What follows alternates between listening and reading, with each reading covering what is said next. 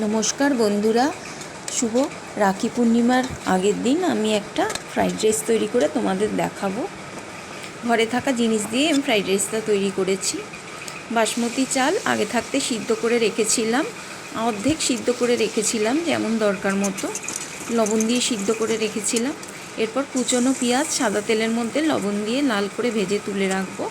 আর সাদা তেলে আমি 3টে ফেটানো ডিম লবণ দিয়ে ফেটিয়ে তার মধ্যে ভালো করে ভেজে ডিমের কুরকুরি করে রাখবো তৈরি। একটি পাত্রের মধ্যে তুলে রেখে দেবো আমি। এরপর অবশিষ্ট সাদা তেলে প্রয়োজন হলে আর একটু সাদা তেল দিতে পারেন আপনারা।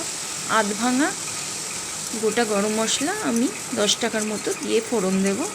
আর আগে থাকতে ভেজানো কিশমিশ আমি জল থেকে তুলে নিয়ে সাদা তেলের মধ্যে হালকা করে ভেজে নেব।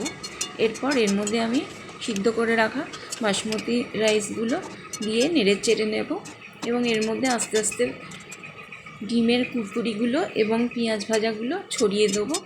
প্রয়োজনে সামান্য নুন আর চিনিও দিতে পারেন। ওপর দিয়ে ছড়িয়ে দেবো সামান্য ঘি। ব্যাস তৈরি হয়ে গেল ফ্রাইড রাইস।